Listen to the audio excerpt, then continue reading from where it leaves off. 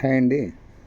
ఈరోజు చాలా ముఖ్యమైన విషయం చెప్పుకుందాం. అదేంటంటే చాలామంది నాకు చాలా టైం ఉందిలే, ఏం పర్వాలేదు, ఆ పని చేయడానికి చాలా టైం ఉంది, ప్రస్తుతానికి ఈ పని ఇంపార్టెంట్ అని కొన్ని వాయిదా వేస్తారు. అందులో మెయిన్ వాయిదా వేసేది ఏంటంటే దేవుడి గురించి భక్తి అనమాట. దేవుడి మీద భక్తి అది చాలా వాయిదా వేస్తుంటారు. ఎందుకంటే ఇప్పుడంతా కూడా వర్కింగ్లో ఉన్నాను, ఆఫీస్ వర్క్లని లేకపోతే ఇంకేదో వర్క్లో ఈ బిజీగా ఉన్నాను, ఇప్పుడు నేను గుళ్ళను సందర్శించాలా లేకపోతే తీర్థయాత్రలు చేయాలా అని చాలా సమయం ఉందనుకుంటారు.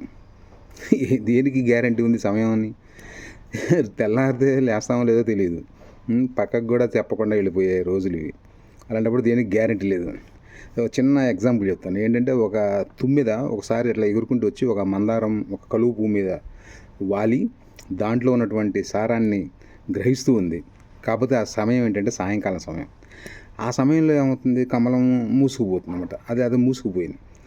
అది తెలియదు ఆ తుమ్మిదకి. తర్వాత బయటకు వద్దామని చూసేప్పటికల్లా మూసుకుపోయింది. అరే ఏంటి అని చెప్పి అప్పుడు గ్రహిస్తుంది అనమాట. ఓహో, ఈ సమయం అయింది, మూసుకుపోయింది, సరే తెల్లారితే నేను బయటకు వచ్చేయచ్చులే అని చెప్పేసి ఇంకా కాసేపట్లో తెల్లారుతుంది, ఇంకా కాసేపట్లో తెల్లారుతుంది, అది వెయిట్ చేస్తుంటుంది.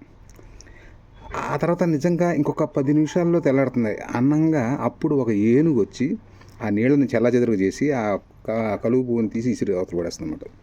అది ఎప్పుడైతే అట్లా ఇసిరి పడేస్తుందో, ఎప్పుడైతే నీళ్లతోటి ఆ సంబంధం అనేది ఎప్పుడైతే పోతుందో అప్పుడు ఆ కలువ పువ్వు అనేది వికసించడం అనేది ఉండదు. సూర్యోదయం అయింది కానీ వికసించడం ఉండదు. అది వికసించబోయేసరికల్లా అది తెరుచుకోపోయేసరికల్లా అది లోపల ఉండి చచ్చిపోతుంది. అది ఏమనుకుంటుంది, సమయం ఉంది ఉంటుంది. ఎక్కడుంది సమయం? సో మనం అనుకున్నట్టుగా జీవితం ఉండదండి. మనం అనుకున్నట్టు ఉంటే జీవితం అని ఎలా అంటారు? Man proposes, God disposes. So ఏది శాశ్వతం కాదు, ఏది ఎప్పుడు ఎలా జరగాలో అలాగే జరుగుతుంది. కాకపోతే మనం మనుషులం కాబట్టి అనుకుంటుంటాం, ఇలా అవుతుందిలే అలా అవుతుందిలే అని. సో సమయాన్ని వృధా చేయొద్దు, దేన్ని కూడా పెండింగ్ పెట్టద్దు. ఎప్పుడు కావాలనుకున్నా అప్పుడు చేసేయండి. ఇంకా సమయం ఉందిలే అనే మాట వదిలేయండి. తర్వాత చేసుకోవచ్చులే అని. రేపు పొద్దున నువ్వు చూడాలని అనుకున్నా చాలా విషయాలు, నీ దగ్గర డబ్బు ఉండొచ్చు కానీ ఓపిక ఉండదు. అలాంటప్పుడు ఎలా వెళ్తావు? అన్ని ప్రదేశాలను ఎలా తిరుగుతావు? అసలు చెప్పాం కదా, అసలు ప్రాణమే ఉండకపోవచ్చు. అప్పుడు ఎట్లా? సో ముఖ్యంగా దేవుడి విషయంలో మాత్రం అలాంటివి పెట్టుకోవద్దు, తర్వాత చూసుకోవచ్చులేండి. ఇప్పుడు కుర్రవాళ్ళు కూడా వెళ్తున్నారు చాలామంది గుళ్ళకి. సో దేవుడు ఏంటి, అసలు మన సృష్టి ఏంటి, మనం ఎలా పుట్టాము, ఇలాంటివన్నీ కొన్ని ఆలోచించుకోండి.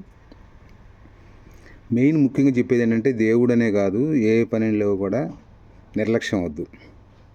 అసలు పెండింగ్ అనేది అసలే వద్దు. ఎప్పటికప్పుడు చేసుకుంటే హ్యాపీగా ఉండొచ్చు అనమాట. రేపు పొద్దున మనం లేకపోయినా ఆ పని ఆ రోజుతో అయిపోయిందని చెప్పేసి నెక్స్ట్ కంటిన్యూ చేసుకుంటారు ఎవరైనా సరే, ఆఫీస్ వాళ్ళైనా సరే. మన కోసం ఏడ్చేవాళ్ళు మన కుటుంబం తప్ప ఎవరు ఉండరు. అది కూడా కొన్నాళ్ళు ఏడుస్తారు, తర్వాత మర్చిపోతారు. కాలం అనేది, భగవంతుడు అనేది మరుపు అనేది ఇచ్చాడనమాట. అది మనిషికి ఇచ్చిన గొప్ప వరం అనమాట. ఆ మరుపు అనేది లేకపోతే ఏ మనిషి బతకలేడనమాట. కొన్ని సందర్భాల్లో మరుపు అనేది చాలా ఇబ్బంది కలగజేస్తే, కొన్ని సందర్భాల్లో అదే హ్యాపీనెస్ ఇస్తుంది అనమాట. ఓకే, చాలా సమయం తీసుకున్నాము ఈ విషయం చెప్పుకోవడం కోసం. మళ్ళీ కలుద్దాం. బాయ్.